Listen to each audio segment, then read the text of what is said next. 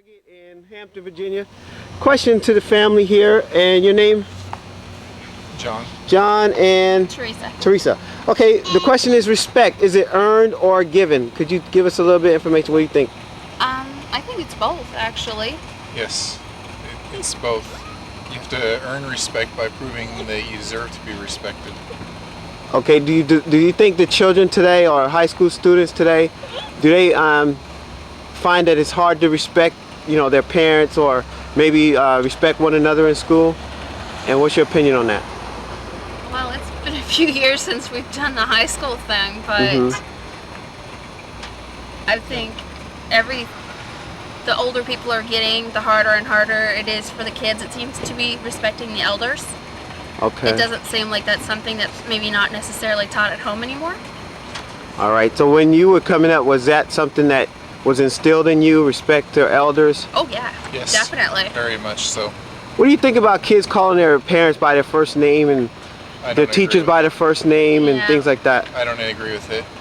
I can understand a teacher later if you have a really close personal relationship with them. And if that's the teacher's desire. Yeah, but in general, sir or ma'am, Mr., Mrs., Miss. Okay. And you, sir, you said that's not good because? Children and young people need to respect those that are older than them because their elders have life experience, and it's just the way society should be. You should respect your elders, especially children. Great. Thank you again for giving me the opportunity. And we're talking about respect. We're here in Hampton, Virginia, and you guys, thank you very much. You're welcome. All right. Are you done dancing? Respect. What do you think about it? Respect, to me, is a big issue, especially from today's generation, the older generations, because older generations look a lot more for respect. Today's youth don't really respect their elders, don't respect what their parents did, their grandparents did to get them to this point. And to me, that's a big deal. They need to understand what it took to get from there to here. And I really respect my parents because they've gotten me to a place where I can pursue my dreams and goals. That's excellent. And you teach respect in your family? We do. Is this your daughter here? Sister. Sister. Yeah. And what do you think about respect? Well, respect is a big thing that you can actually do. And respect, you have to respect somebody or respect your parents and your teacher. So you think, what about your friends? Should they respect you also? Yes, friends should respect us and we should respect friends.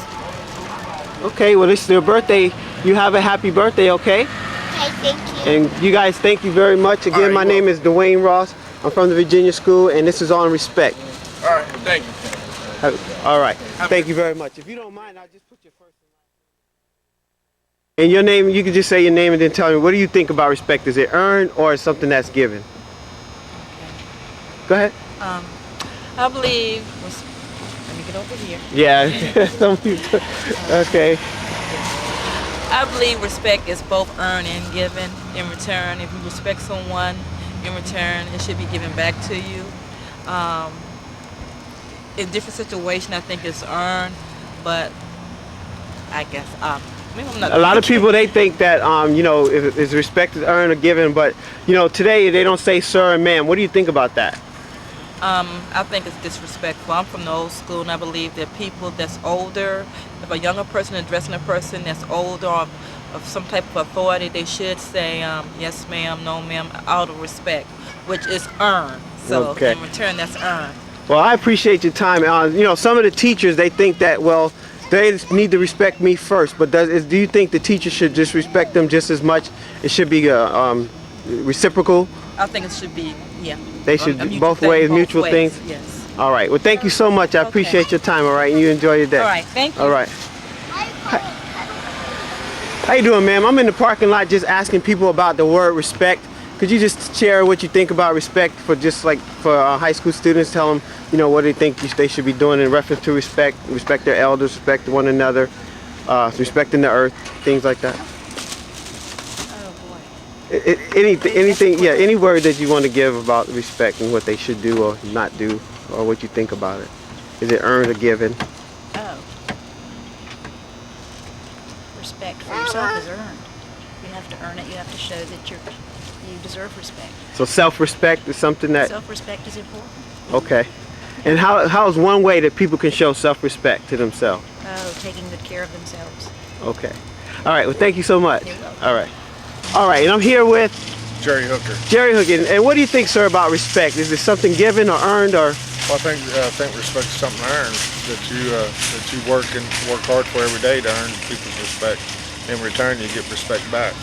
And the youth of today, I just don't think that a lot of them have been taught those skill sets. So those skill sets or those values are different today with our youth? I think so. Okay, and what's one thing you think we can do as a nation or as people to help young people understand that respect should be going both ways, but it's up to that person to respect? Well, set the example in the home. Set the example in the home. That's right. All right, anything else? Any final word? Well, thank you so much. I appreciate your time. I'm outside at Target in Hampton, Virginia, and I have Casey right here. He's going to talk about respect. All right, Casey, go ahead. What do you think about respect? You should And speak up a little bit because I don't have a big mic, boom mic. So. you should respect people by answering questions like, well, I really don't know. Okay, well, how did you learn about respect? My parents, Your parents, what did they teach you? they're like really to like show kindness and all that stuff. Be respectful.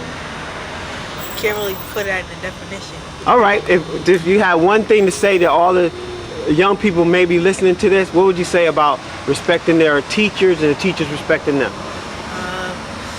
Just answer their questions and you'll be all right. All right, and I see your mom is here. May I ask you a question, Mom? Yes, What do you think okay. about that? Okay.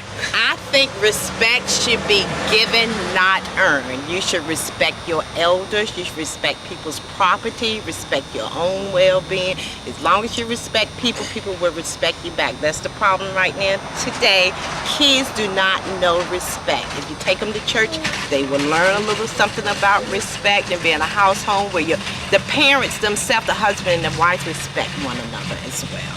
Now, what about kids who are raising themselves because their parent is a single parent and she's working, she basically don't have the time, or he doesn't have the time? Do you think that that's really making a difference with the little ones or even the younger ones? I kind of think it does, but I do understand a parent's situation when they have to do what they need to do in order to provide for their family. But if you put them in an environment, maybe an after-school program, I guess 12 at home by yourself, and you have a smaller sibling, there's no teaching there, but they're kind of basically raising themselves. But a parent has to do what they have to do when it's only one. That's why I chose to stay and raise my child and be there for him. Hey, my husband works all the time and everything. One had to be a solid in my son's life. Thank you so much. All right. Do you have anything, Auntie, over there? Well, I still think, like she said, if the parent has to work, she's going to have to take time for the kids. Everyone going to have to work. That's how you earn your living. Still take time out, teach them. If it is a position where you cannot go to an after-school program, at some point you have to spend some time with a kid, with those two kids, and teach them and show them the way. And what do you think about people disrespecting each other at, their property and things of that nature? It's bad. It's property. Compromise. My neighbor, he always throw paper in my yard. When the kids throw paper in my yard, you teach your kids, this throw the man yard to respect. That's what ticks them off. Disrespect is property. The property, it shouldn't cause neighbors to act like that. All right. Well, thank you so much again. I appreciate it. I know it was impromptu and right on the street, but that's what it is. Word on the street. All right. All right. Thank you very much. Hampton Convention Center, and gentlemen, your name, sir? Terrell Robinson. Okay, Mr. Robinson. Respect. What do you think about respect? Is it something that's earned or given, or what do you think your opinion is on it? Respect, I think, is something that's earned, also something that's given. It's both ways, something that's instilled when you're young, first coming up as a child, coming out of your mother's womb. If you raise properly, then you'll have respect. A lot of young people think that their teachers should respect them first, but what do you say about that? at the same time, the teacher's gonna respect the students to a certain degree, but they're there for a reason to instruct you. You know, you don't come in the classroom demanding the teacher to always give you respect. You gotta come in. If you come in the right manner, you're gonna be respected anyway. Excellent. You know, it's how you carry yourself. Thank you, sir. There's a couple of other gentlemen. Anyone else have an opinion? Would like to make a comment? He actually covered a lot of the things that I would actually say. And your name, sir? My name is Rick Avant. Greg Gravant? Rick. Okay. Avant. And what do you think about people teaching their kids at home, but the home is all broken up? What do you think about respect being taught at home? What do you mean by the home? A lot of the home single parents are raising their children by themselves, but they're at work. So it's an older sibling trying to raise the other younger sibling, get them off to school and things of that nature. So maybe that value of respect is missing a little bit. What do you think? Respect, just like any other value, is taught. If you can teach somebody to cook, you can teach people respect. Respect is given, respect is returned. But as he said before, it's not something that you actually should expect somebody to, it's nothing that you deserve. It's not a benefit. It's not something that comes as an entitlement. Respect is earned. Respect is earned, and you earn it by simply And you also showing it. earn respect by respecting yourself. You get it. Yeah, that's true. You get what you give. Okay, you get what you get and you give it to yourself. Very much. A lot of the youth nowadays, as far as I can see, is coming up thinking that the world owes us something they don't. A lot of our forefathers, a lot of our people that came up that struggle, that was oppressed, don't run around with that oppression badge like somebody owes you reparations or somebody owes you something. You know, you got to get out here and work for yours. You got to put your pants on like everybody else do. But it starts with your education and your upbringing from home. You're a reflection of your parents. Excellent. And sir, would you comment? What is your question? Would you care to comment on the idea of respect? What do you think? Respect is definitely something that's earned. You can't just walk into something and expect everybody to, give you complete and utter respect. You have to show your place. You have to put your place on the mark. What do you think about, a lot of kids don't say sir, ma'am, or anything like that. Do you think that helps you bring that upon? I think saying sir and ma'am definitely shows an ounce of respect. I believe that is definitely something that should be more utilized. It blows my mind how many kids that pretty much say, hey, give me, rather than say, may I have this? Can I have this? Rather than a lot of people are used to pretty much stuff being given to them rather than work for it. Excellent. Well, I know you guys are busy. I thank you very much again. I'm here on the street.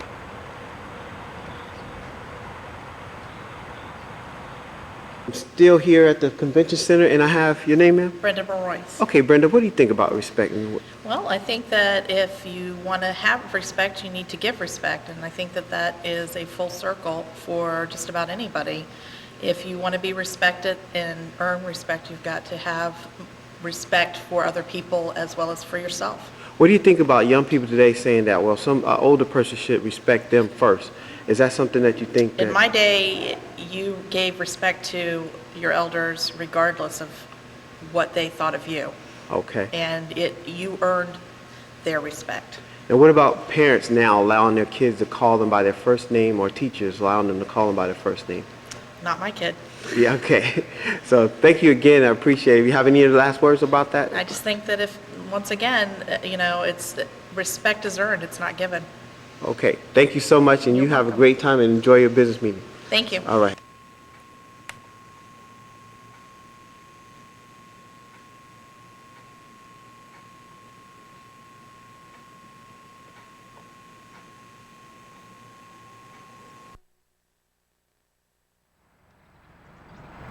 All right, we're here outside at Waynesboro High School, and we will be going around finding out about respect.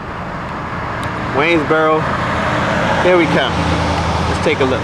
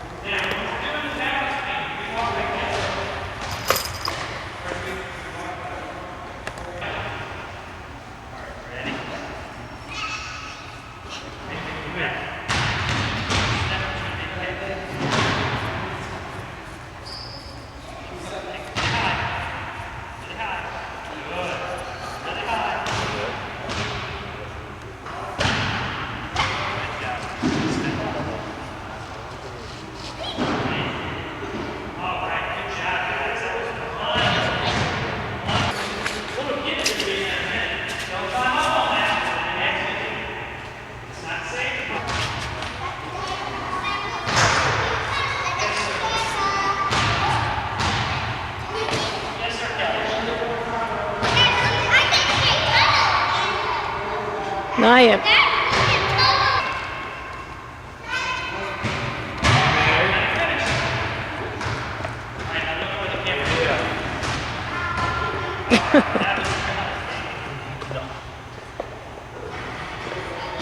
What about you? You watch it. You know what to do.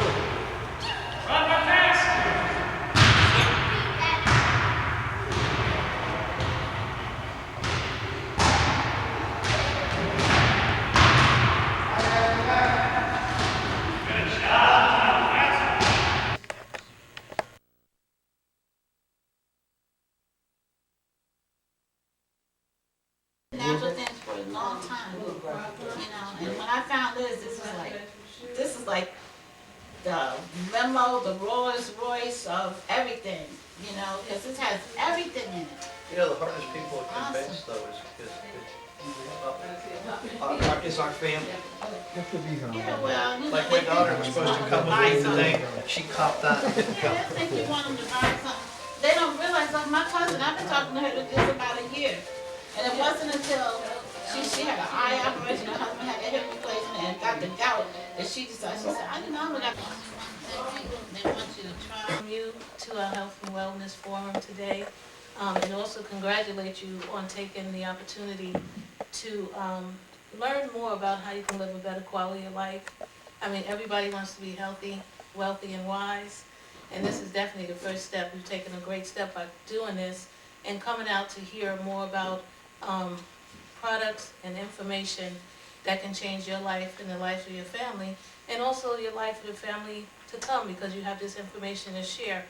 To give you a little bit about myself, I think you guys basically, do you have, to tell you a little bit about who I am, if I can read this, and I get my glasses. Hold on.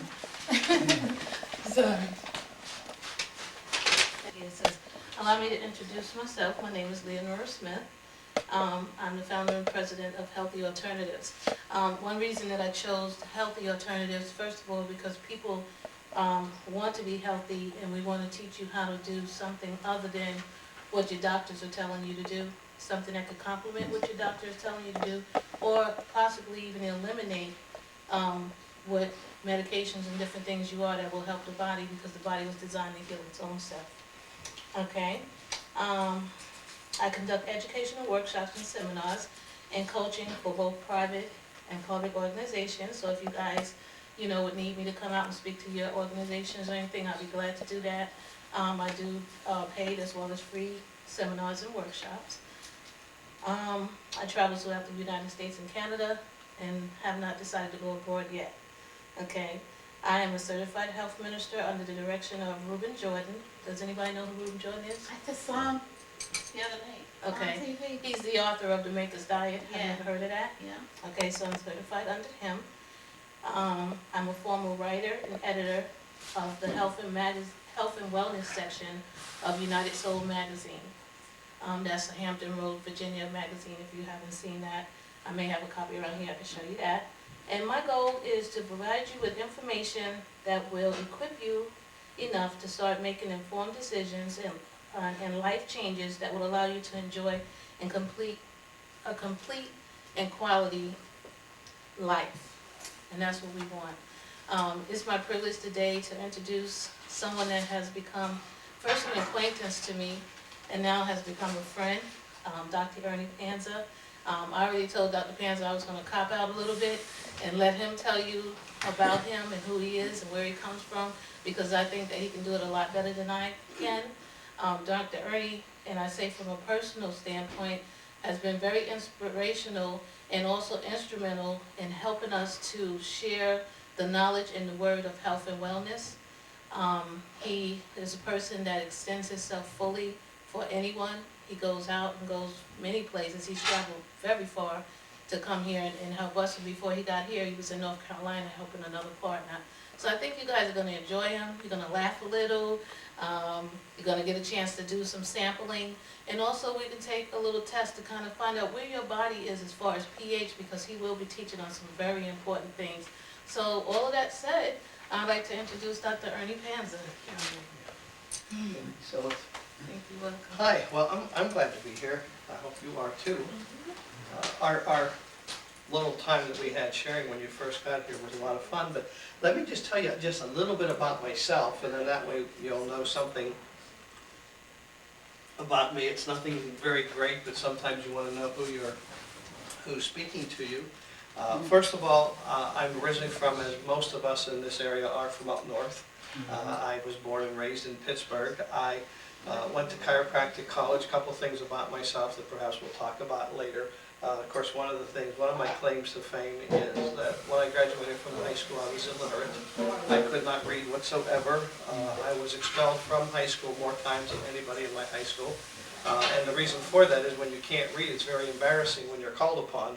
And so you find ways to get thrown out of class. And I don't say that because I'm proud of that fact, but I am certainly proud of the fact that from coming from an illiterate background of a senior or a graduate from high school to writing 8 books and having 5 wonderful children and having 2 great marriages. And you say, well, 2 great marriages, how can that be? Well, most of the time when a person gets a divorce, they don't look at that as a great marriage, and I didn't get the divorce. What happened was my first wife died in 1992, and then I met Doreen 8 years later, and we've been married now for 4 years. But the thing that I say, the reason I bring that up is this. I feel very fortunate and very blessed. I think I live a very favored life because when I was married to Mary, we had 5 children. And she was the best mom that anybody could ever have for children, and a wonderful wife going through that part of our life with our children. And then she made her transition, passed over, however you want to talk about it or claim it. And then I ended up running kind of wild and loose for about 8 years, driving a motorhome all around the country and meeting a lot of people, having a great time, and then ended up in Palm Springs, California, where I met Doreen. And I convinced her after a year of living out there to come back east, and we came back and we settled in Tampa, Florida, where we now live. And she's the best person I could possibly have at this time of my life. She apologized that she's not here today, but you have to realize the weather in Tampa is very warm. The last couple of days here in Virginia, it's been very cold, and she has a pretty tough sore throat today, so she didn't want to get out, so she's just kind of hanging around my daughter's house with the grandchildren. So that kind of brings you up to where, excuse me, where I am and where I've kind of come from. But some of the things that have happened over this journey, that we all go through this journey of life, is one of the things was that I stumbled into, and I literally mean stumbled into Uri back in the end of August of last year. Signed up actually with Uri International on September 1st of last year, or the first week of September, right in that area. And how it happened to come about, and I'll just give you my history, because we all have a story about how we found Uri International, or how things change in our life, or where we end up going, or how we get there. I was having lunch with a friend of mine. His name is Jim Gleason. He lives in Tampa. He's older. He's about 83 years old now. And Jim and I, we had taught at the College of William & Mary for about 14 years. I taught there, and he would come into my classes and do some kind of lecturing for me. Then he would take the class when I wasn't there. And so we were just having lunch, as we do about once a month, and my cell phone rang. And when I answered my phone, it was this friend of mine named Tim French from Jacksonville. And Tim said, "John," and I said, "No, it's not John, it's Ernie." He said, "Oh, Dr. Panson." I said, "Yeah," and he said, "Well, how did I get you?" I was calling my friend John Parker, and he said, "I must dial the wrong number." Well, I tease him all the time, because I said he did it on purpose. He was trying to recruit me and just told me he was calling John Parker. He was really calling me. But anyway, long story short, I asked him what he was doing, and he started telling me a little bit about Uri. And it definitely made major sense to me from what he started telling me. Well, we had to go to Pittsburgh about a week later. And so I said, "Well, we're coming through Jacksonville. Why don't I stop? I want to talk to you.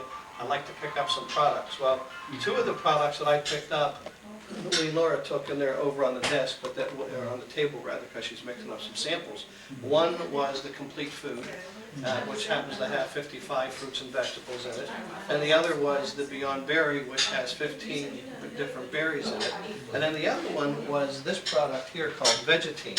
And the reason I chose this one is because for many, many years I've been a vegetarian since college days, back in the 60s, early 60s. And other one that they have that's a protein has whey protein from dairy, and Vegetine comes from plant protein. And so I chose the plant protein. Well, I just started taking these 3 products, and here's what happened. I'll give you some ideas on that, and then I'll tell you why all this transpired. What happened is I met Tim, Doreen and I, and we sat at this little restaurant in Jacksonville, and I said, well, I said, I don't really have many symptoms. I said, I have a few symptoms, and some of them are not as bad as others. I said, but I really like to drop a few pounds.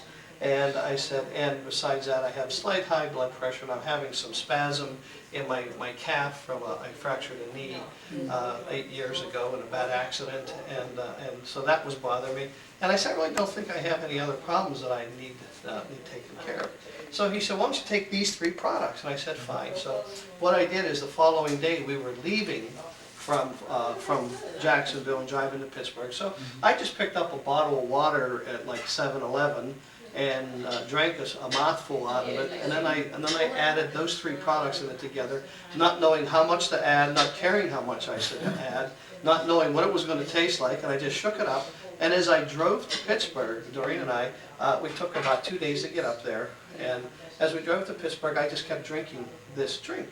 And when we'd run out later in the day, I didn't know how much I was supposed to take, so later in the day, I mean, who reads directions, right? So later in the day, I just mixed up some more and I drank it.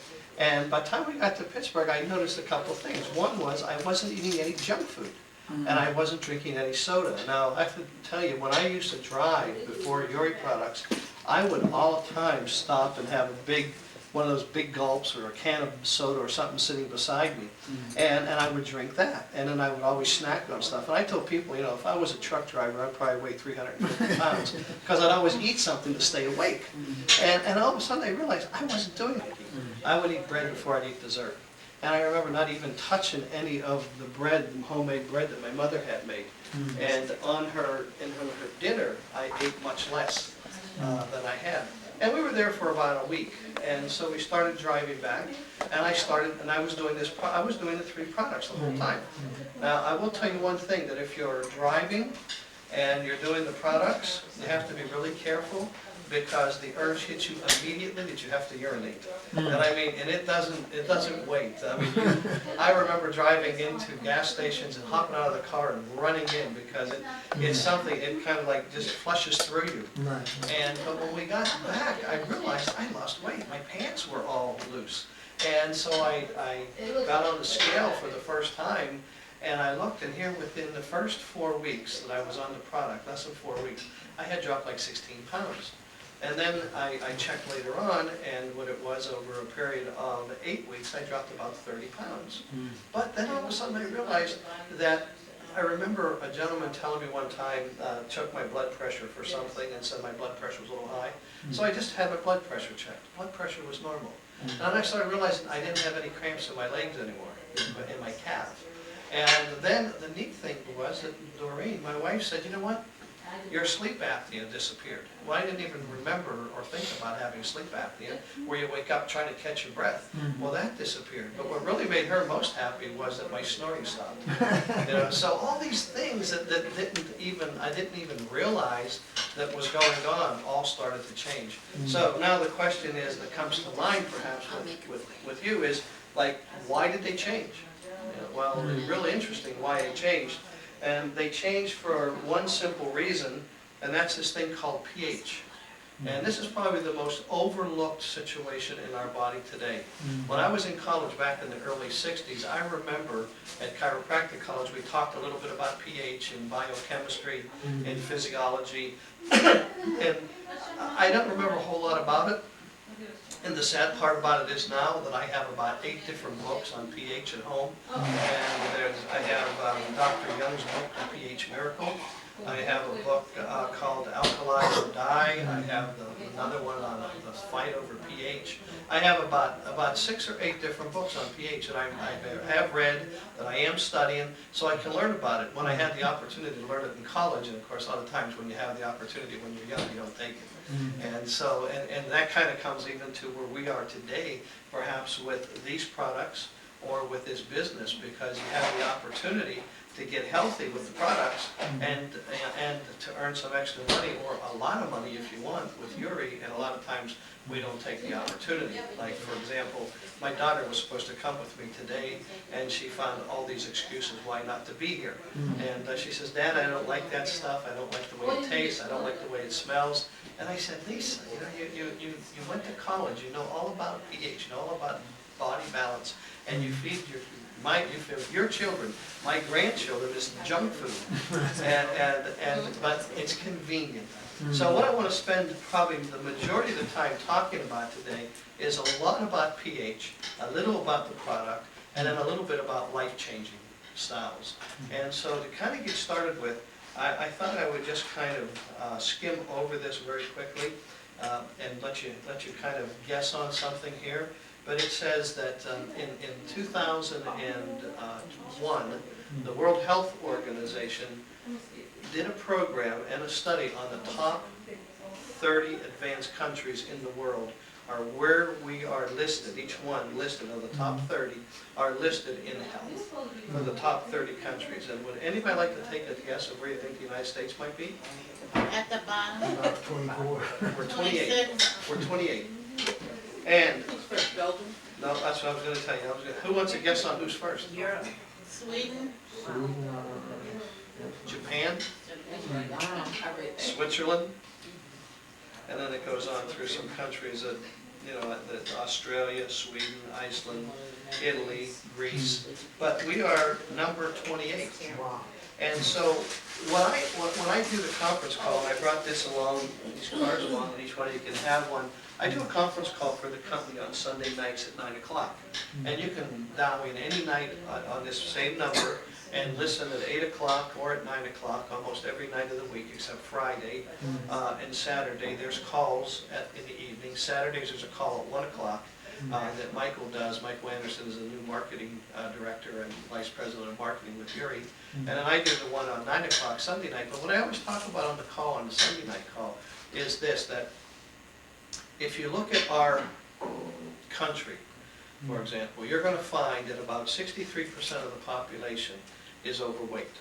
You're going to find that about 22% of that population, of that amount of people, are obese. If you look at a general analysis of our country, you're going to find that about 85% of the population are sick. And how do you find that? Now, when you see somebody overweight, you know they're overweight. But how do you know a person's sick? Well, sometimes you can see that they don't look well, or they look sick, but all you have to do is talk to them. And if you ask anybody how you're feeling, and you work as a nurse practitioner, when you talk to anybody about how they're feeling, what do? They start telling you how they're feeling, what's hurting, how bad they are, what condition they have, or what drug they're taking, or what surgery they've had. And surgery has become so common in our society today that they don't even call it surgery, they call it a procedure. They kind of make it sound better. So what we have then is we have a nation of sick people. And then the other thing is, and we were talking about this, and what you do is wonderful. We're talking about a country that's probably the best ever on the planet. We should have the highest standard of living for its people, and yet we have more people that need money today than at any other time. More people are going bankrupt today, more people are in debt, more people are up to their eyeballs in credit card debt, getting killed with credit card debt. And at the same time, we have a situation where everybody can use more money. And guess what we have? With Uri International, we have a product that's going to help people lose some weight if they so desire. We have a product that's going to help people get healthy if they want. And we have a product that's going to help people make some money with that product if they want. So we have the best thing going. What Uri has done, and we were talking, Nora and I were talking about this, what Uri has done in the first 2 years of the company is they put together some of the best products on the market and at the best prices. And now what they're trying to do is to establish some kind of a program where people can make the most money getting these products to the public and to their family and to their friends and to their people. Now all this comes about for a couple simple reasons. And the easiest reason to think about why these products work, why people can lose weight, why people can get healthy, why people can make money, all stems from this concept of what I wear on my shirt. And it just says, change your pH balance and improve your health. It's pH. Now, let me kind of explain a little bit about pH, which just means potential of hydrogen in our body. And basically, if you, and I'll just kind of diagram this out. If I would say that over here is the number 1, and over here is the number 14. And of course, right in the middle would be a 7. So if you take from 1 to 7, and if you have a pH between 1 and 7, you're in acid. If you have a pH from 7 to 14, you're alkaline. Now here's the difference though. From 1 to 7, you can have a 5, a 5.5, a 6, a 6.6, a 6.9, until you get to the middle of having basically an alkaline pH at 7. So you can start way down here in acid, have a long range of acid that you can have, but in alkaline, you can have a very short range. You start at 7 as neutral, and that's a really good pH at 7, but 7.35, not even going to 7.5, 7.35 is almost a perfect pH. So over here, you can deviate in acid about 3-4 points before you get to neutral. Over here, you can deviate at about a half a point before where you're in the best pH you can possibly be. So why is this important to us? Well, because when we're in an acid pH in our system, what happens is we can have fungus, we can have parasites, we can have mold, we can have cancer, we can have bacteria, all growing in our system, in our internal environment of our body, in acid. But here's the neat thing. When you're at 7, or 7.2, 7.3, 7.4 being probably about the highest, when you're there, all those things can't grow in your body.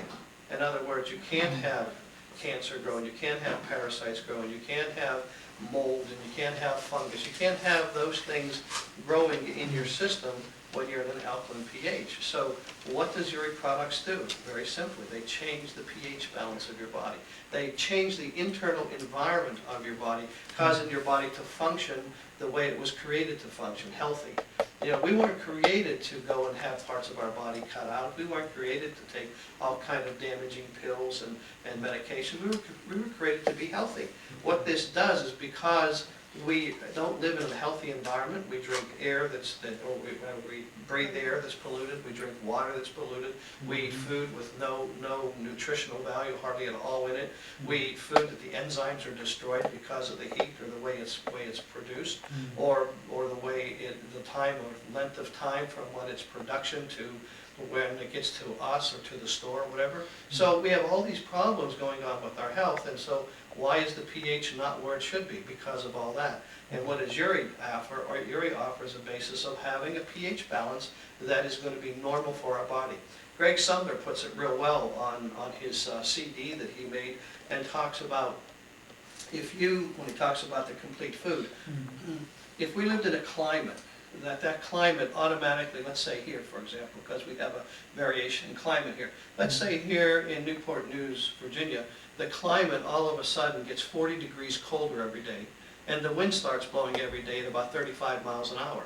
That's not going to kill us, but what it might do is it might make us change our mind about living here and move. That's exactly what the products do. The products don't kill anything because they're probiotic. And what they do is they change the internal environment in your body, and it makes again, the parasites, the mold, the fungus, the cancer, whatever, just get out. It opens the door and allows them to move, is basically what it does. So what we have with the products is a way that our body, our internal environment can change. What we have in our society is everybody thinking about symptoms and everybody thinking about pain. And it's not hard for me to go from not thinking about symptoms, but thinking about changing the body's environment, because as a chiropractor for 28 years, what I did was that's what we talked about. In other words, just to kind of give you a kind of a similarity between Uri products and chiropractic. With chiropractic, the concept is that the brain gives off the energy for the body to work, and the only way that energy gets to the body is over the nerves, and the nerves pass through the spinal column, going down that spinal cord. And so a lot of people think that chiropractors are good for backaches because we work on the back. But we work on the back because that's the only place the nerves can be pinched or block off the energy from the brain to the body. It's like taking a water hose and putting a sprinkler at the end of the water hose and turn the water on. If you kink the hose, the water can't come out the sprinkler. You can treat the sprinkler, but you're not going to make the sprinkler work any better until you take the kink out of the hose. Well, it's the same thing in the spine. A vertebra can twist out of place, which just causes a big name called a vertebral subluxation, which means the bone vertebra out of place, subluxation. And it pinches off the nerve impulse getting to the body. If you correct that, you don't really treat its condition. What you do is you allow the body to start working better with a better amount of nerve supply. So now let's look at the Uri products. What you do is you have a body that's functioning improperly because of the food we're eating. What you're doing is you're giving it better nutrition. And once you start to give it better nutrition, whatever the problem is in the body, that starts to change because the body starts to function better. And so now you're working on a probiotic, not an antibiotic. Antibiotic, what the medical doctors use, is if you look at the word anti, against, biotic, life. It's against life. It kills everything it comes in process with. It will kill the good bacteria as bad as the bad bacteria. And again, with Uri, it's a probiotic. It's working with changing the environment for the bad stuff to leave, the good stuff to multiply and stay there. And so it becomes a real simple concept that we're not trying to change a symptom. What we're trying to do is to get the internal environment of the body working the best that it possibly can with good nutrition. So now, the next point that comes in some people's mind is they say, well, I can go to the store and buy all these good products. Well, can we? Let's think about it for a second. First of all, a lot of the, and we can use a couple things. One is if you go to, let's say, the produce aisle. Okay, that's always been pretty good for good products. But then if you go into the internal part of the store, that's kind of like the dead zone. That's all the stuff that's been treated chemically and with red dyes and yellow dyes and processed and boiled and whatever. And we'll talk about all that in a minute.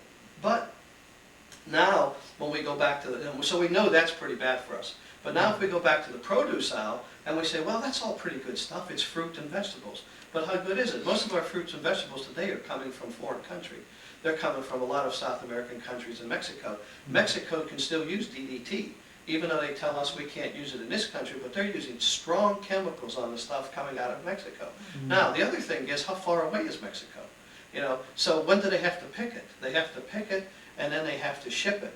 And so when they ship it, they have to pick it green, and then they have to ship it here, so it's either getting ripe or rotten as it's getting here, or they irradiate the food, or they gas the food to make it look pretty for us. So we have this shelf life time that by the time we get it. And then if you look at even the food that's grown in this country, the farmers in this country will not rotate crops, okay? And that just simply means that they get this field out here and they have, every time they grow a crop every year or twice a year in certain climates, they're going to make money. But that means, though, that if they rotate crops, they don't grow anything that year or that growing season. So it just sits there so they don't make any money. So what do? They keep growing the crops every growing season, which depletes the nitrogen cycle in the soil. So the food that we're getting is not very healthy because it's coming from unhealthy ground. So what do? They spray it with chemicals to force the ground to grow more food. And so as the food is growing, then the next thing they do is they want to get all the bugs off of it, so they want to get the biggest product and the most they can possibly get, so they spray it with more chemicals. Some chemicals are probably illegal that they use, and some are probably legal, but they're still chemicals, whatever they're spraying it with. Then they pick the food, and then they have to process the food. And then they have to ship the food. Then they have to radiate or gas the food. Then the food stays in the store for a long period of time. And if they heat the food, if they heat it over 114 degrees, it kills all the enzymes in it. So anytime it heats, so now we go back and we say, okay, so why is Uri so good? Well, let's take a look at Uri for just a second. They have 7,000 acres out in Utah. It's an old lake bed. And what happened is that they had a earthquake out there back in the early 50s, and the lake dried up. And in that lake bed, there's topsoil 20 to 40 feet deep. And Uri's father developed a machine called a reaper that goes along and digs down into the soil 5 feet and turns the soil over in 3-foot wide rows. And then what they also do with that, so they have deep topsoil that's being turned over. Then any given year, there's fields that are laying dormant. They're not planting, so they're allowing the nitrogen cycle to come through. They don't spray the ground with anything to make the ground grow anything. When the crops are planted and they start to grow, they don't spray the crops with pesticides to kill the bugs.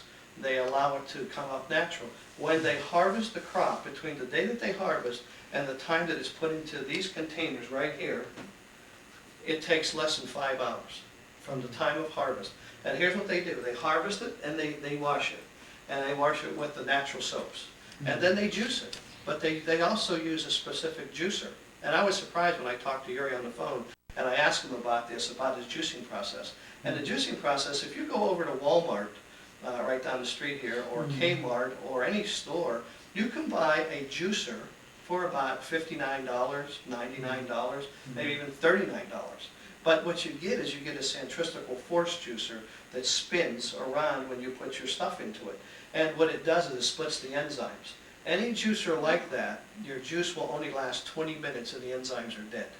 So if you juice up stuff now, and you say, I'm going to put it in the refrigerator, I don't care if you cover it or anything, and I'm going to drink it this evening, or I'm going to drink it tomorrow morning because I don't have it, you're getting dead juice is basically what you're getting. Dr. Norman Walker developed a juicer. It's a two-process juicer. And his juicer has a grinder and a press, and it doesn't destroy the enzymes. And those enzymes will last over 2 weeks from that process. Now, just a dumb question. Which juicer do you think Yuri uses? Which process?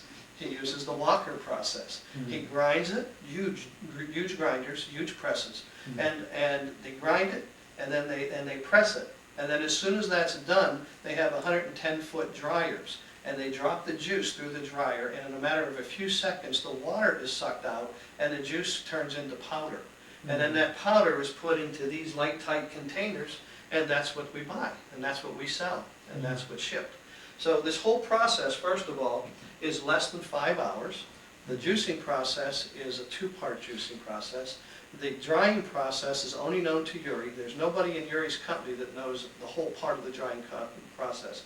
If we went out there, all of us went out there to the farm right now, we would never see that part of it. It'd show us whatever we want, but you would not see the drying towers. You'll see it from a distance, but you won't see how they work. Nobody in his company, if we all worked for his company, you may know one part, and you may know one part, and you may know one part, and I may know one part, but nobody knows it all together. You know, that's just kind of a major secret. He's the only one that has that. That's why for over 30 years, his company, his father and his family, of all the kids in the family, I think there's like 12 brothers and sisters, they've been making juice for over 30-some companies. And 2.5 years ago or so, Yuri decided, well, you know, he had all the farm, they have all the technology, they have all the equipment, they have all the know-how. Why not make the best product at the best prices and get it out on the market? And so that's what he decided to do, take his technology and the farms and whatever and start his own company. So here's what happens with it. First of all, we said that the ground is not toxic. So we got good ground, you're going to get good food. If you got bad or poor ground, you're going to get poor food. They don't spray their crops.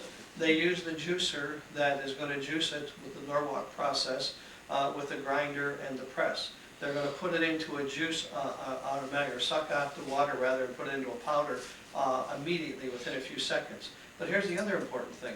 The other important thing is the temperature.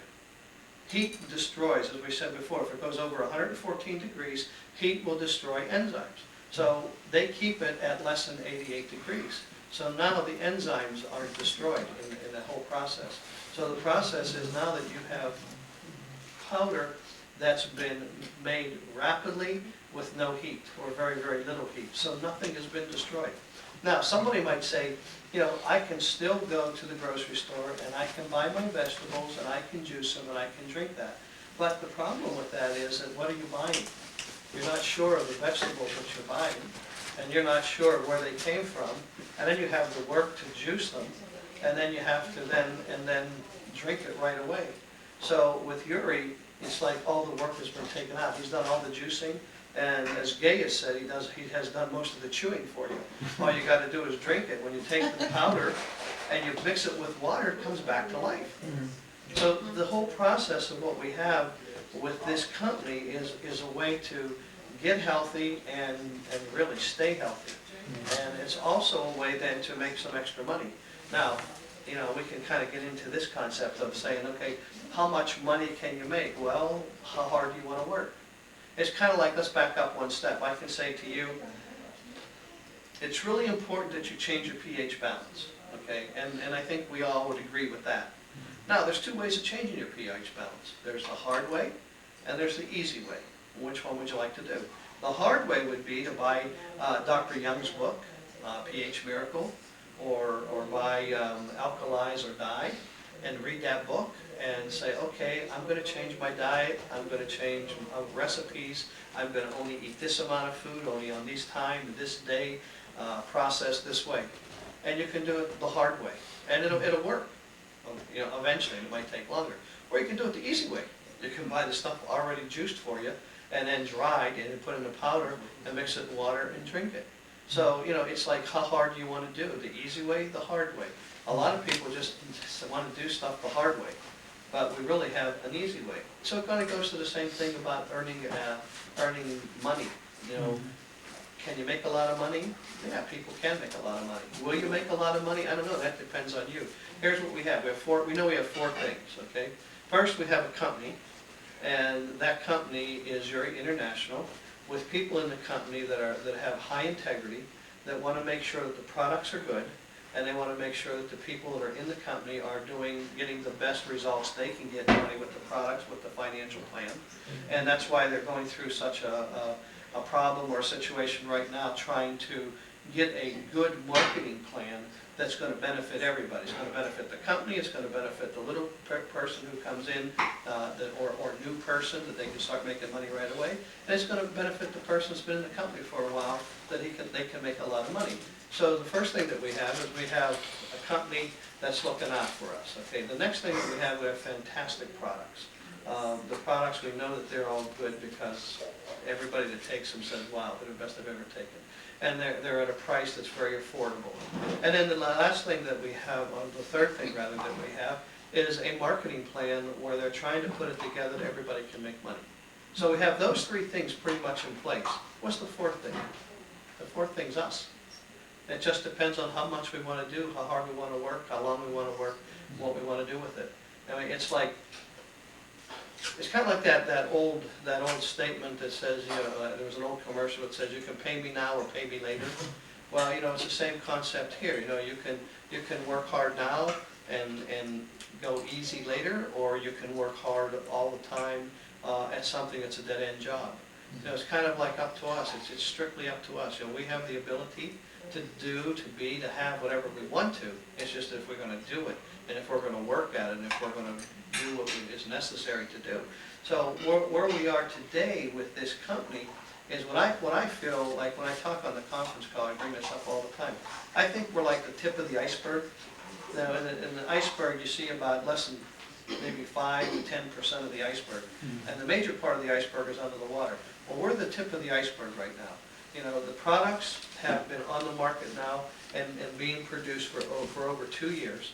So we know that they're good products, and that we know that they're at a good price, and we know that they're going to make people healthy, and they're going to change people's pH, and they're going to change people's internal environment, and all that other good stuff we're talking about.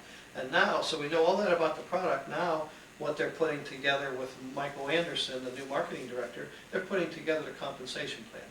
And as soon as they get their act together with this, and it's taken a little longer than they anticipated, because they're trying to make everybody happy with it, and that's sometimes a hard job. You got to make the company happy because they got to make a profit, or they can't stay in business.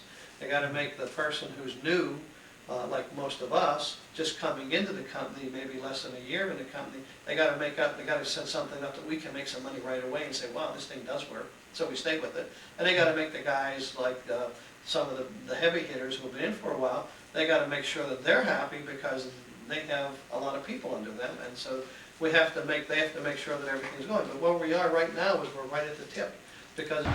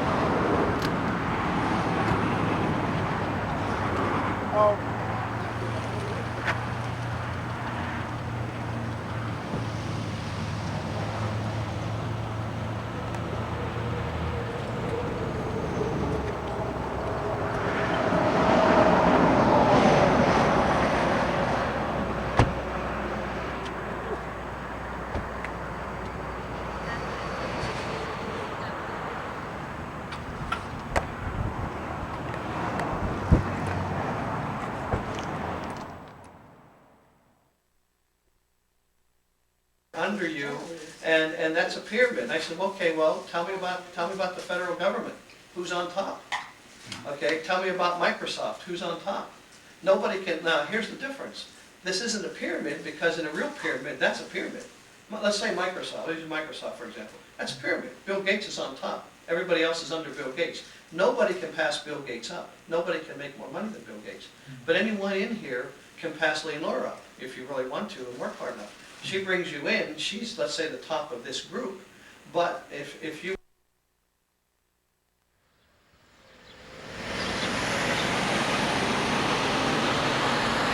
Wow.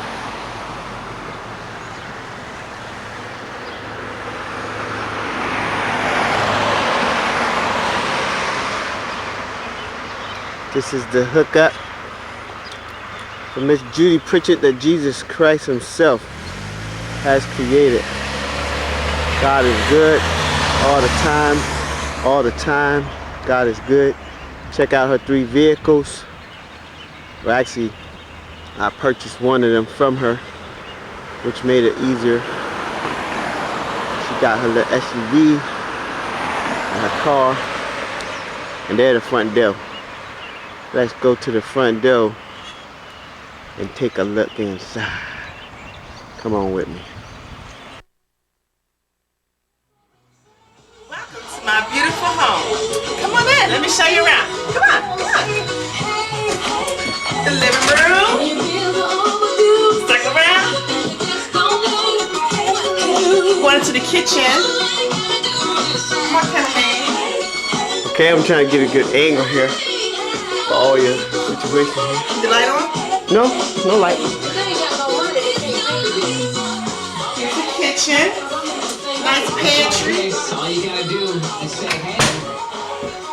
Coat closet, pantry, one of the same.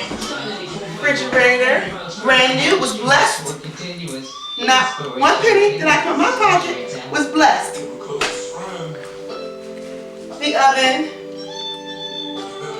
Look at my countertops. Wow. What's it called again? It's called granite. Granite. Yeah, my granite countertops. Plenty of space. Only thing I'm waiting for now is a table to go right here. See that beautiful table? It's going right there. See that beautiful table with all the chairs? Right up in there, right up in there. And all my crystals, my lovely crystals. Over here is the pantry. Crystals, stuff. Woo. You know. Check it out, check it out, check it out. Baby, over here. Okay. The washing machine. In the kitchen area, no more laundromat.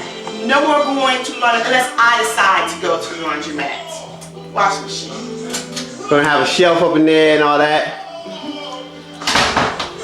Come with me down the hallway to the bedrooms. Alright, some children. Got children on the wall. Everybody got children on the wall. Praise the Lord with his goodness and for his wonderful works. It was his wonderful works that opened the doors for me to be in this beautiful home. Awesome. Come this way to the bathroom. Still working on some accessories in here, but it works for me and it's just such a blessing. Yes. Let me get out the cameraman's way. Hook up. Oh, let me show you, cameraman, the window. Yes. Out into the expansive backyard. Check it out. Check it out. Check it out.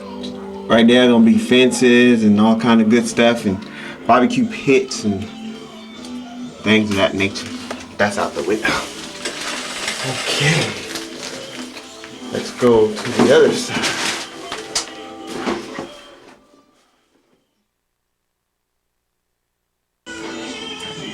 It's office / Dwayne's room, multi-purpose room. But this is his room in the office, so works out well. Still some things to be done, but it works. It's functional for right now. There's a lot going on here. Check it out. Got more stuff in there and all that. Doo-doo. And I shall follow you. Come with us. Over here. Yep. going to take this with me. It's my bedroom, my large bedroom that accompanied all of my furniture that I had in my previous bedroom. See? And beautiful windows that you have Such to let blessings. in the light, Plenty of light that comes the in. chi, as they call it. My large closet. No, it's not a walk-in yet, but you can't have everything at one time. Because when God blesses, He blesses big. So the next house is going to have walk-in closets. Here you are. That is awesome. Yes. Linen closet. Oh, I didn't show you the pull-down attic. Pull-down attic. Plenty of storage room. Have not even touched that area yet. Right. This way. Here's the third bedroom. Now this bedroom originally was Christian stayed here. This was gonna be like the kids' room, DJ, Christian. But you know, we utilize it. So gonna get a bedroom set in here. This is the multi-purpose room too. Iron clothes and preparation. So here we are. She hasn't put a touch on the wall or anything, so still, as you can see, Plenty of growth, plenty of growth. a lot to be done. Working on it. Let's follow you. Okay. The garage. We need to pimp this house, but not yet. Here is the garage. Dun, dun, dun, dun, dun, dun, dun, Soon to be the den and another bathroom. Here you see the garage. And as you notice, there is plenty of, just a second. Okay. Plenty of storage area. You have storage here, and you have storage here. And over here, if you look behind the door, is the dryer. Yes, it had to be down here, but that's okay. At least I have one. My baby has fixed me a nice area right now that's covered up, that I'm able to do the business, make a little extra proceeds. This is soon to become. This is all before. There will be an after by the end of the summer. You'll see some changes. Definitely. Okay, let me take you out the door. What's going on? Got neighbors and everything. That's cool. Got the entranceway. All this grass right here will be gone. It's gonna be a entryway where the truck is gonna park all the way to the side, going all the way down. So that'll be room to park in the driveway and the vehicles right there. Trash, of course. And we got a little area storage right now. It's just chilling. It don't know what it wants to be yet. It hasn't grown up, so we still got work to do there. And of course, come around. Judy wanted a outside clothing line, and it is in the backyard. She is so happy about that. I'm just putting some new stuff on it, get it all straight. And of course, the backyard. As you can see, quite a bit of space, a lot of potential, not only for the yard, but for the home itself.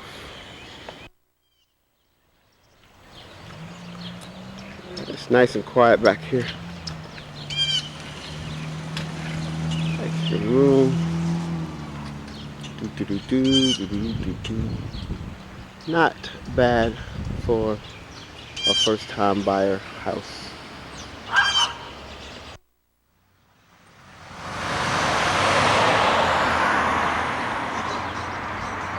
And of course, the back of the house.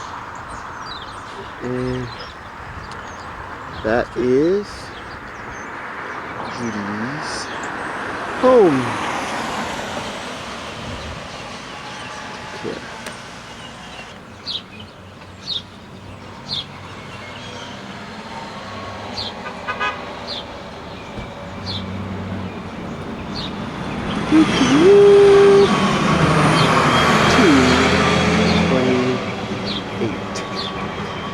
And there she is.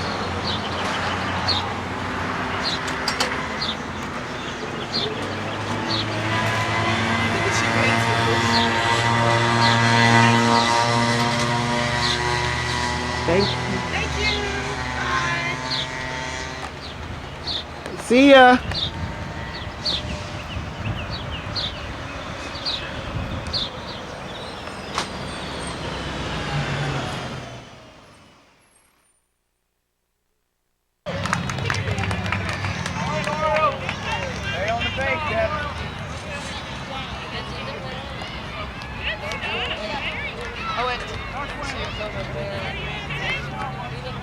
Y'all get ready.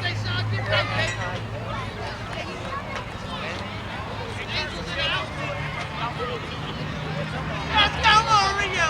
Let's go! Let's go, Oreo! Let's go! Let's go, Oreo! Let's go! Let's go, Oreo!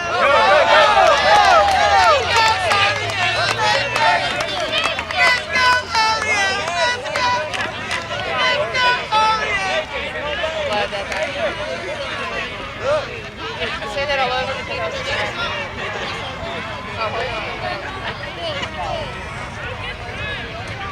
Where's Megan? She's gonna hit the ball. Baseball game for the Orioles. And who is playing on the Orioles? Whose playing on the Orioles, miss? Elijah Joseph Bell, my brother. Who? My brother, Elijah Joseph Bell. Elijah Joseph Bell? Yes. Okay. What is he playing? What position? Catcher. Catcher? Let's see, where is he at out there? Dun, dun, dun, dun. There's Elijah Joseph Bell. He is the catcher. He has a catcher's mitt and a hat. One of them side over there. Come on. And he's doing good. Oops. Get dirty, baby. Get dirty. Come on, baby.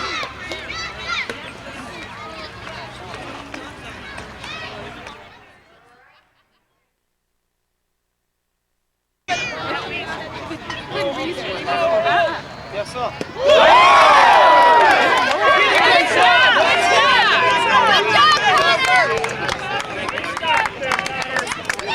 That was a great hit. Great hit.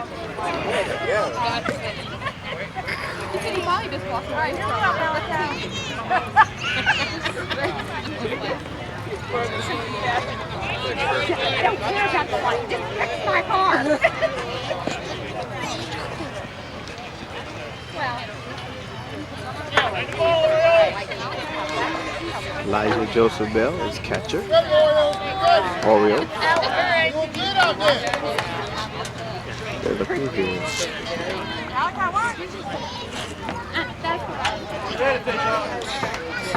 Love T-ball. T-ball's so awesome. This is the beginning of fundamental. Let's see. Got a good swing. Hoop. Foul ball. Didn't go past the little white line right there. See that white line? Gotta go past the white line. There we go. Eric! And behind the box. There we go. Pretty.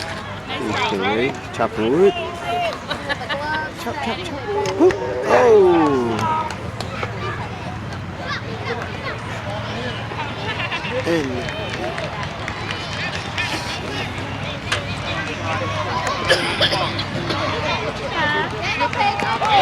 there we go.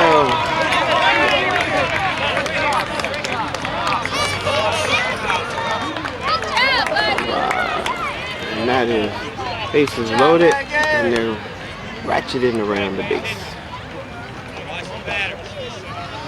Let's see, we got a girl.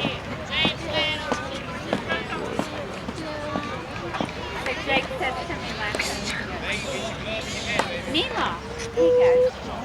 Mommy says one more.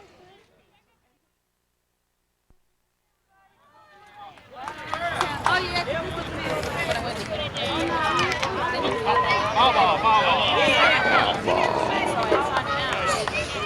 False alarm. And the lady recognized her. That's a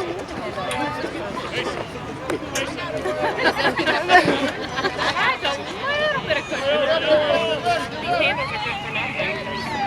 They're way wrong way.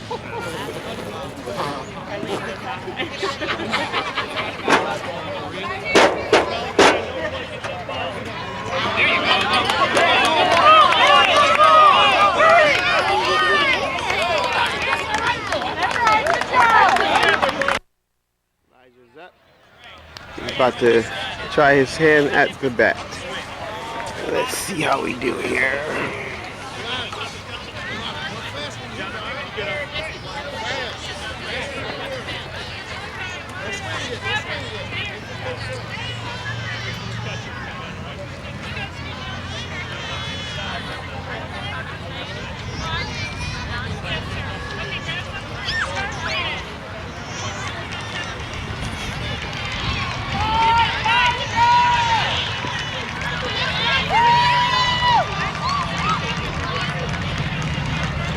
Back out a little bit.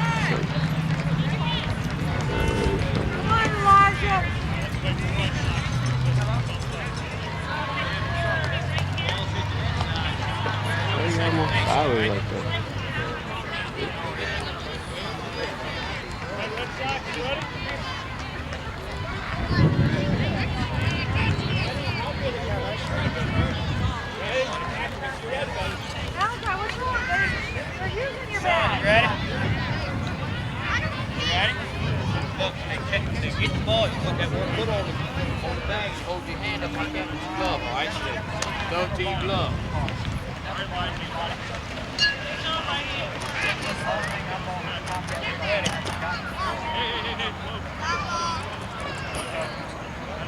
So threw the bat. First time hitting the PT ball. Today is March 31st, 2007. We're here in Newport News, Virginia. Deer Park Elementary. Elijah Bell is up. And he's ready to take care of business here. Oh, come on, Elijah. Hit the ball, buddy. Back him up and let him do the natural thing. Get eye on the ball. Here we go. Smack it. Good job, Elijah. Elijah. Good job. Give me a thumbs up. All right. Down there in the catcher's gear. Down there, home plate. Hey, you gotta run fast, right? Elijah. Elijah. Elijah. You gotta pay attention and run fast to second base. All right. On the ball seat, you stay right there on the base and we're gonna throw it to you.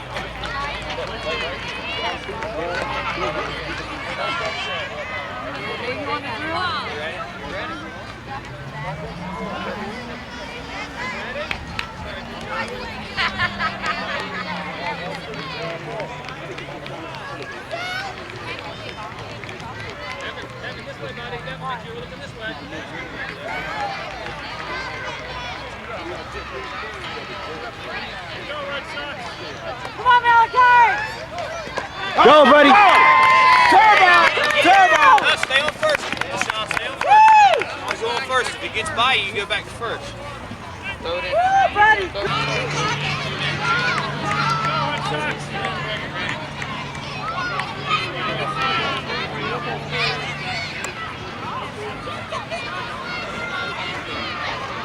Once that ball hit, take off, Malachi.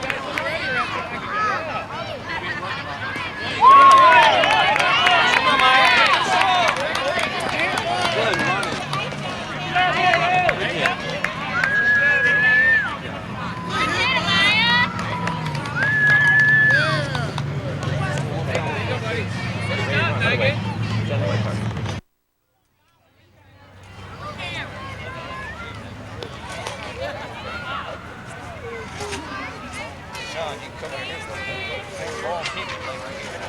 Then when the ball's hit, you run everything. All right? Between each batter, when nobody hit the ball, you stand up.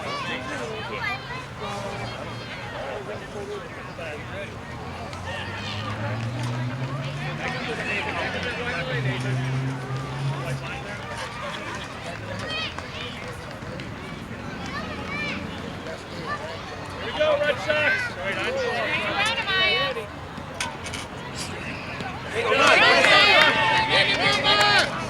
Come on, Trev. Yeah. Come on, run.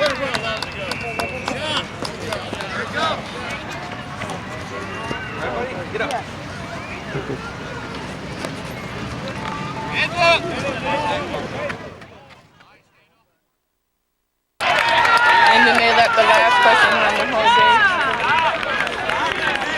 think they go out to the field one more time. That's the best hit. That's all he's got. That's it. That's his juice right there. That's his juice. He's burning it, huh? That was the juice right there. He's a slow runner. He's just like that. He said that was the juice. That was it.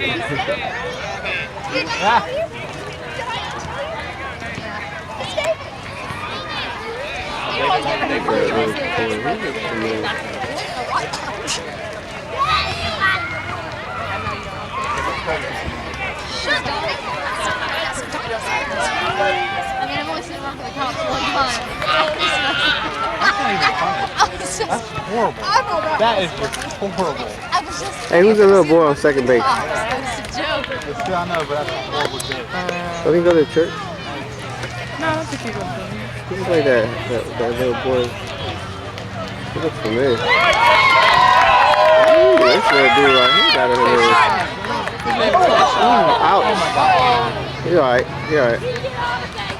He cool. He cool. He cool.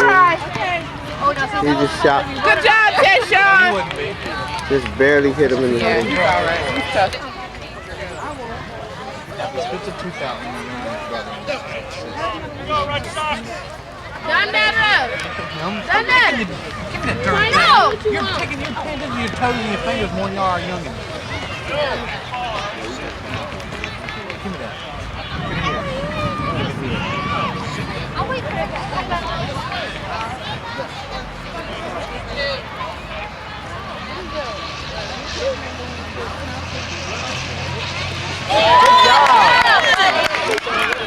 Oh wow, good hit. Way to go. You count with your kids, they wait till 3. And then they go acting crazy. He's tired. Elijah said the same thing. He said he's tired. Wait.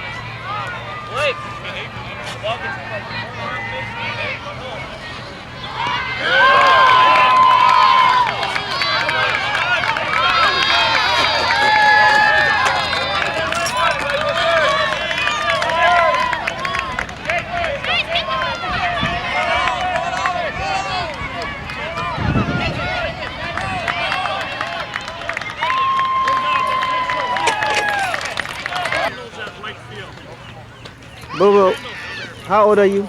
7. 7. Okay. I thought you was 9.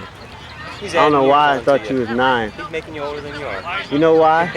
I was thinking you should be 9 doing all that stuff you do. He can take the pictures for your book.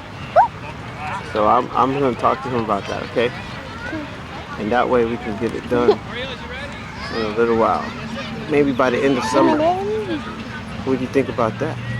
Does that sound like a good idea? Yeah? I think so. What's that? They switch the positions for the kids? Say it again? They switch positions? They do. They said they He's 17, right? number 17, yeah, that's Elijah. Yeah, they say they rotate the positions so that the different ones will learn different positions. Elijah, what's that? Shortstop? Where are you? I know, what's that position? What's it called? Sports stop? Sports shop? Are you a pork chop? Oh, you right field? Oh, okay. So you a right fielder. Get ready, get ready. Keep your eye on the ball. My shoe came unstrapped. You did. I can pull it as tight as I want. They're selling hot dogs and cheeseburgers. Keep your eye on the ball, buddy.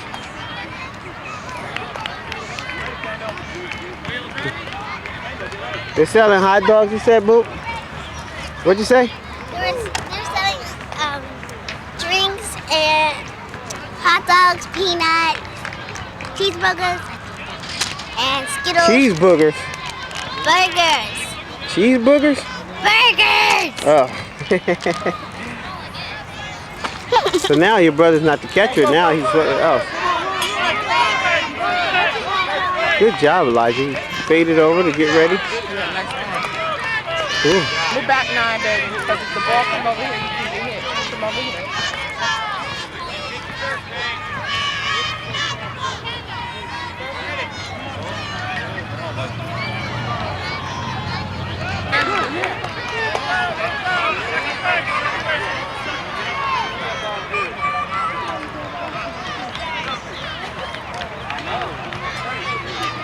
One more dollar.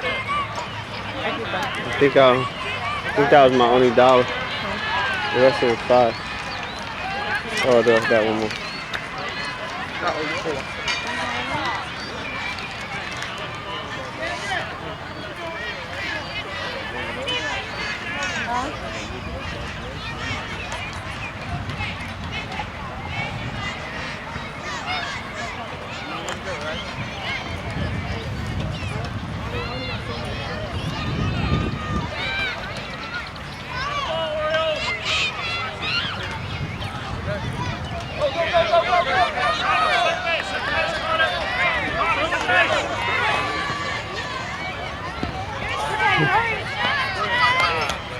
That would have been a good out right there, buddy. Good catch. Good stop.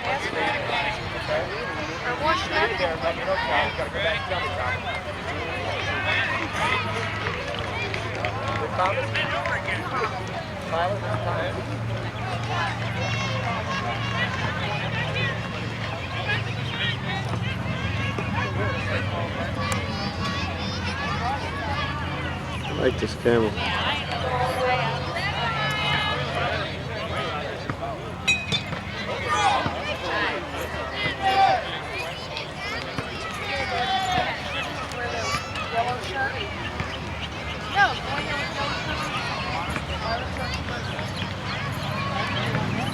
Go, go, go, go! Now I gotta watch the ball!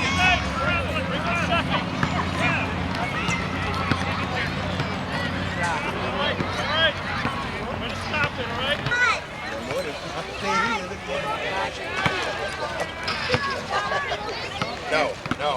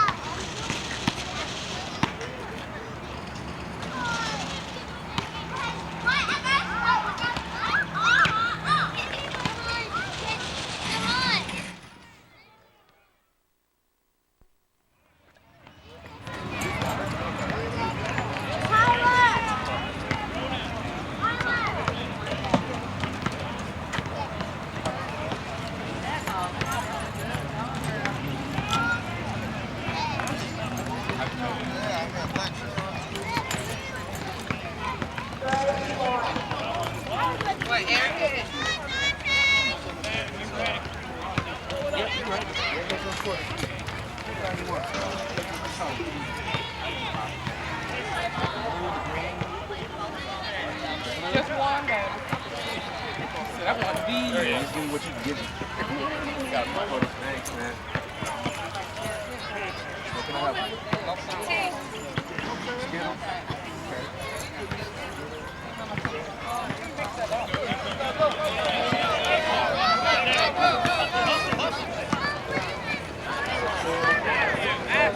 I want to find out about the magnet school.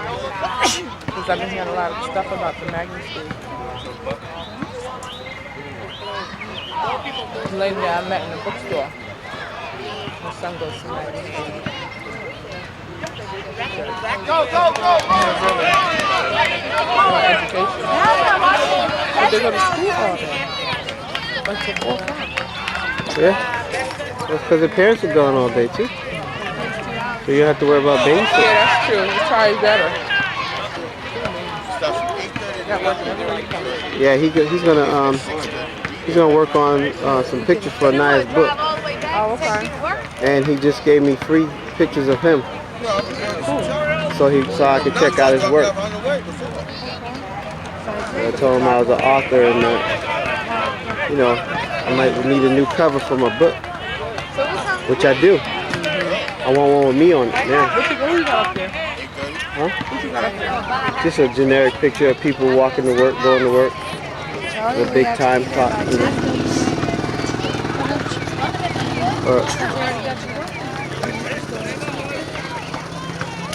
They get to go up one more time, right?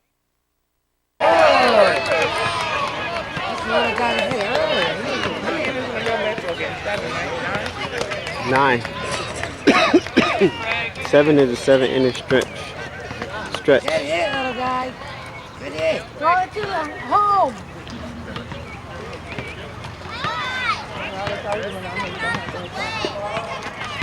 Oh yeah. It's a good thing to have. You make money every day on tips. Unlike him, he takes off, he just misses the whole day. You can still make up for He looks so natural in a uniform.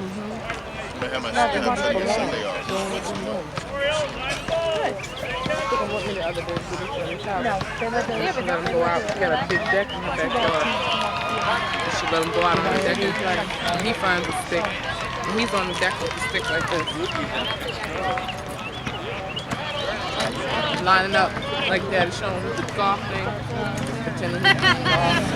He says, Mommy, I'm looking like They got a junior league for him. They got for him. golf? Yeah, for 3-year-olds.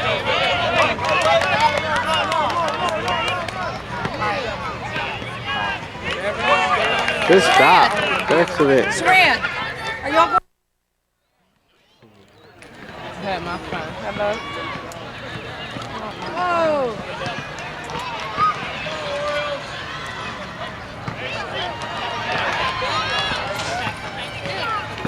Look at this, Sean. Turn around, Malachi. Catch it. Be careful. Good stop, Malachi.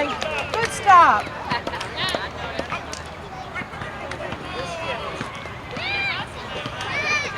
Did we back first? Yeah.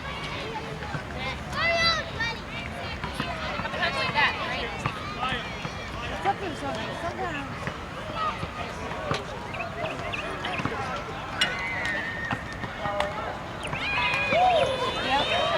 Oops, he lost the bat.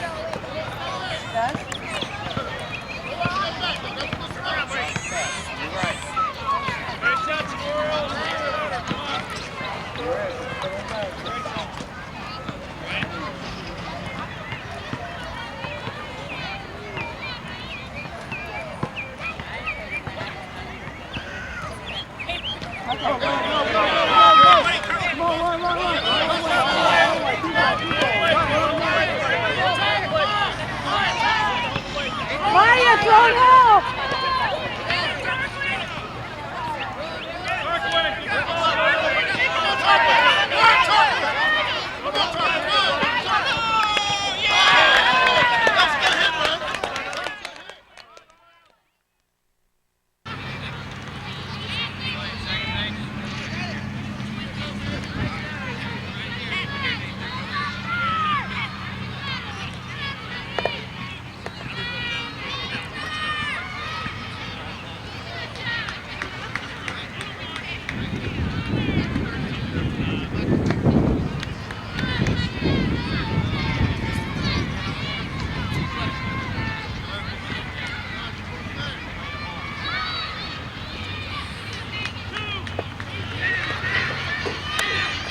This guy right over there.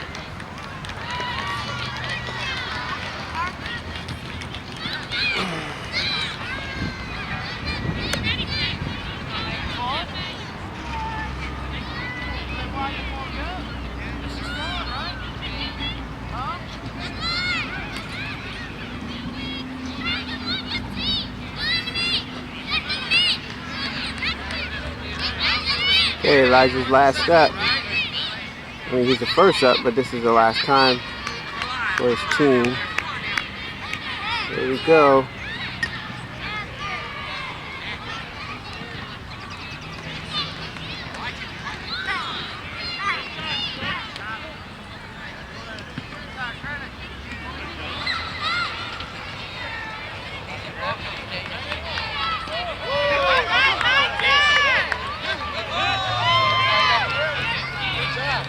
Good job.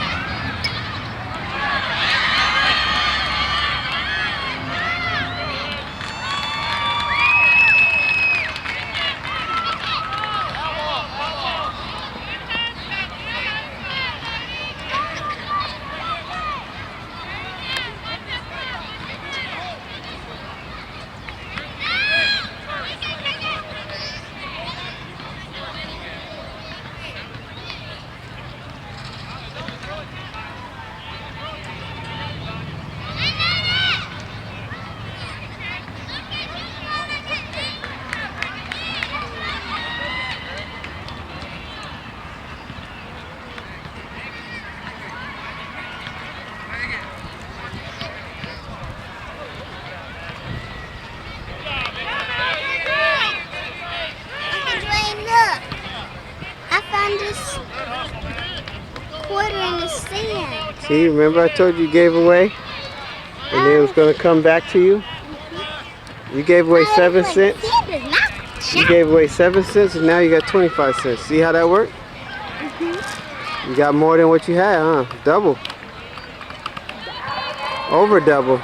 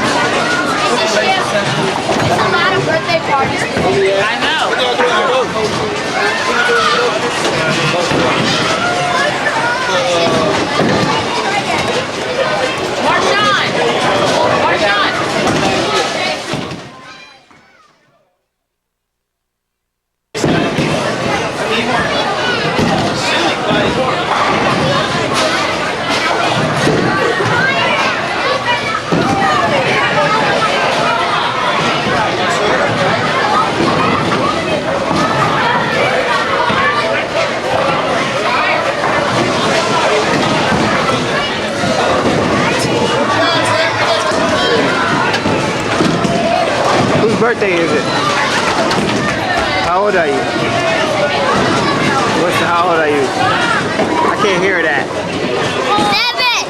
Oh, who's all your friends that are here? Who's everybody that's here? Adrian,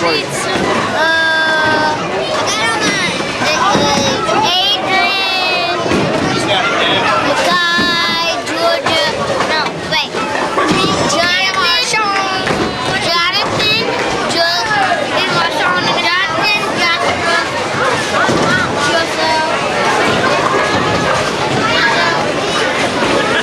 He's taking extra credit.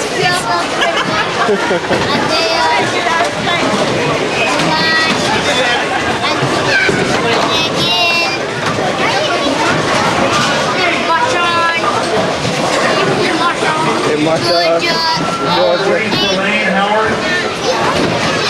That's Georgia right there.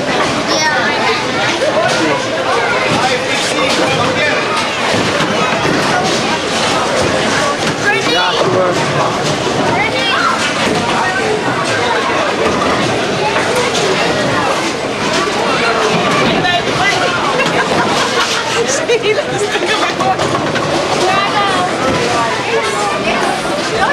Look, watch it, Jim.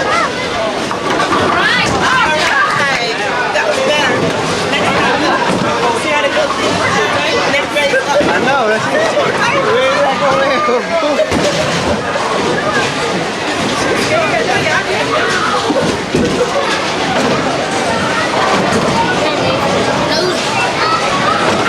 Nora.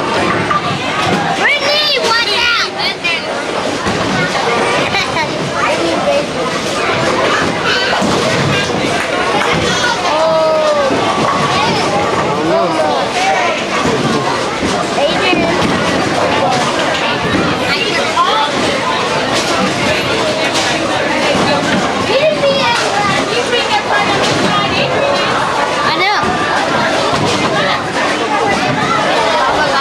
Isaiah's turn right now. Right there.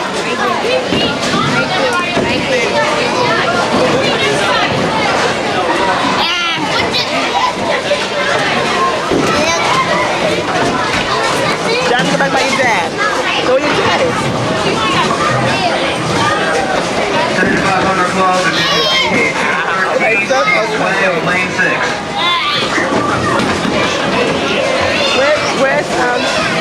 Where's Joseph? Joseph.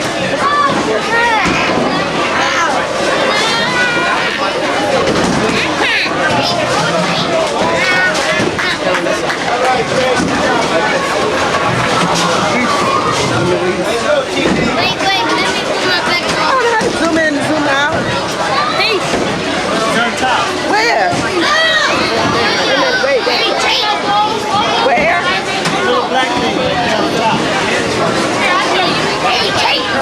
Where? On top. Much off. This? Oh. Oh, that's better. Alright. Just am I gonna see on face? Jonathan's turn.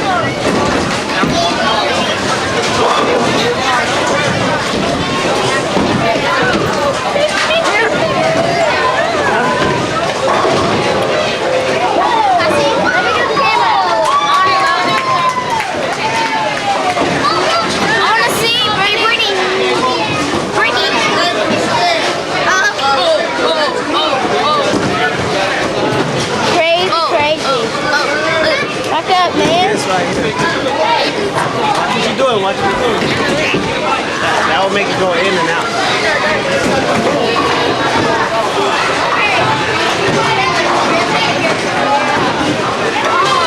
As you can see, I'm like living.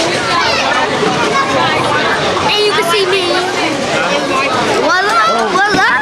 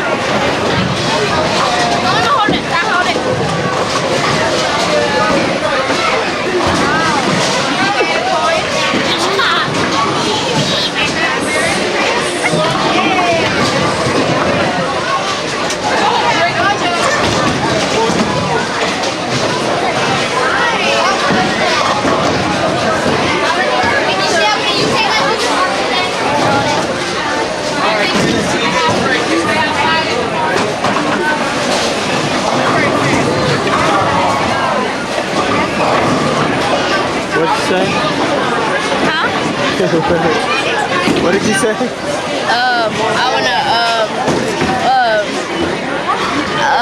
wanna hold that. You wanna do what? Hold this.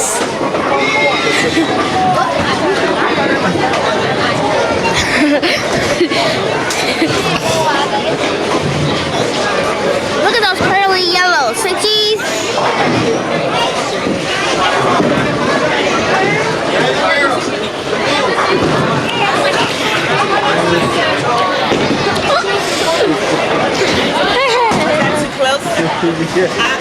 That was too close. Yeah, she had a whole face in there. Come back down, Rick. Come back down. Hey, baby. Come back down. For the ears.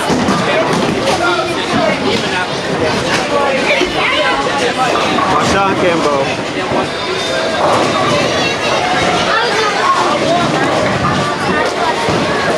Oh no, I get to do it for I get to do it for Who's going? Is Jonathan? Jonathan is your goal. It's a 10th Go grade. ahead, roll in that tiger from Isaiah. Okay, everybody get in the turn. Go ahead, Adrian. Look at a bowl. And Michelle, can I go get it? Beating almost everybody. Almost. Everybody. Jonathan, smile to the camera. Jonathan. There's Jonathan. I can't carry that ball. No.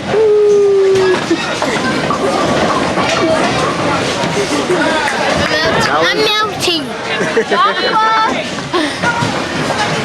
Alright, who's next? See what's the score here? Let me see me. Let me see me. 72, 88. You got 88 points. Yes. You're winning on this side. Joshua, but you remember this is 10th frame. Oh, one of the things. You get 3 10. If you get a strike or a spare, you get to go again. I do? Yeah. Anybody that goes. They can still beat you because somebody got 71. 72. When you get a spare, yeah, but if they get a spare, they beat you automatically. Yeah, I'm about to go. If you get a spare, that's an 8. Oops. Oh, he almost got you. Mom, want me to call? I'm calling.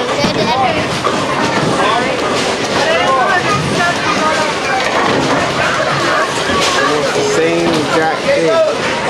He has the same thing. One of the pins are ducks, okay? And they put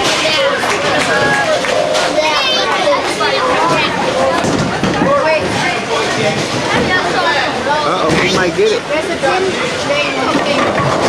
Oh!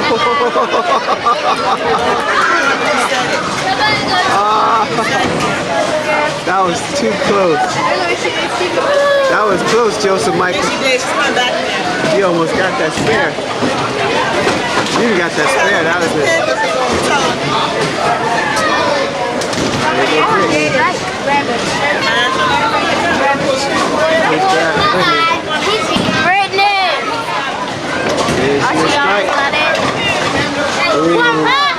If she get a spare, she can beat you. She can? Yeah. Brittany!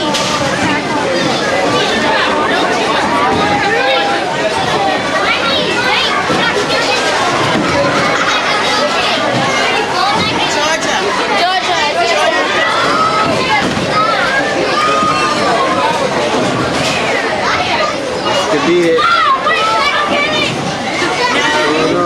Where is it? Where is it? It's taking its time. It's going slow.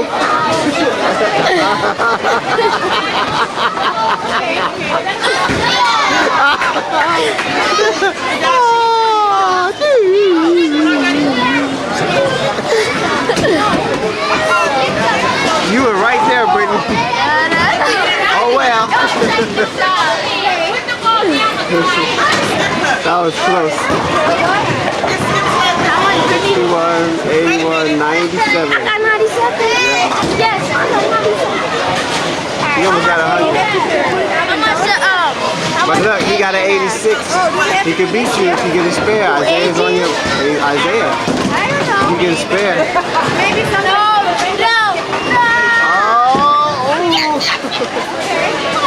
And that means 95 to 97. You beat him by 2 pins, Joseph. If you would have got a spare, you would have lost. Him and Brittany almost beat you. They just missed. Wait,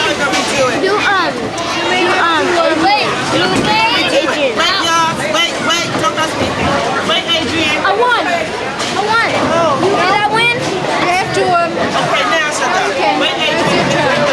Who won? Wait a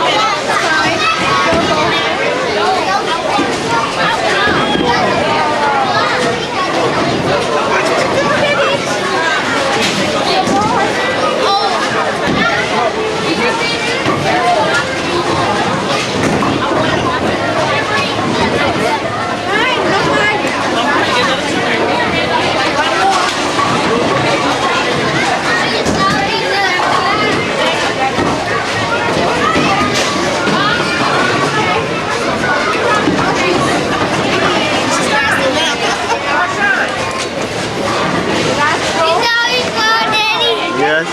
Did you take that? Yeah, I did.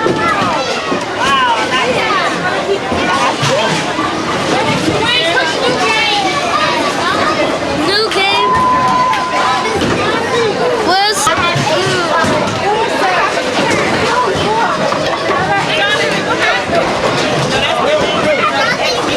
Oh, pizza!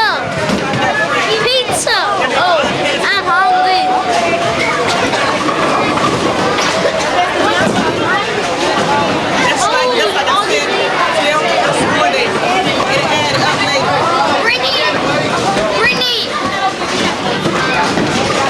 Brittany, at first I missed all of them. You did what? At first I missed all of them. I know.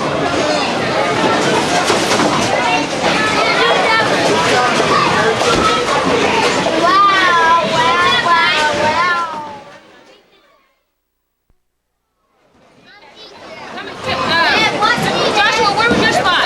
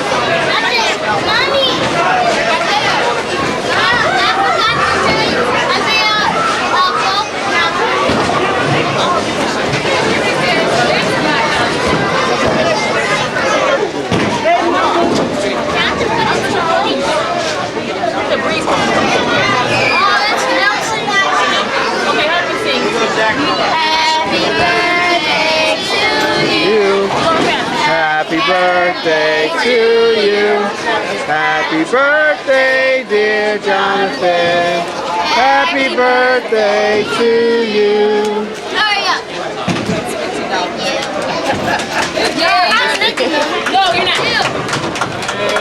All right, good.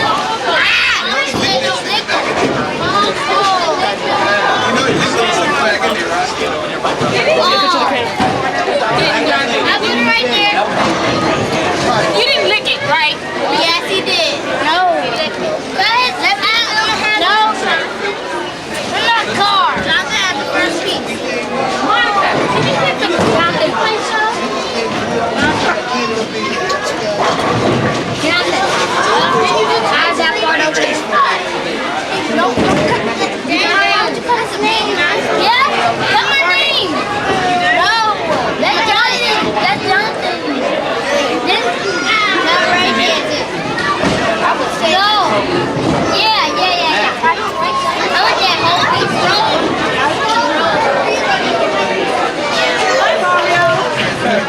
Oh, the kid's coming out, ain't it? I want my name part of my name. I'm good at that part. See, I like that eggshell. That one's right there. He'll take that off. No, like that. Anthony, no! Stand and eat, Bonnie. See that shit up there? Put it over That shit here. up there.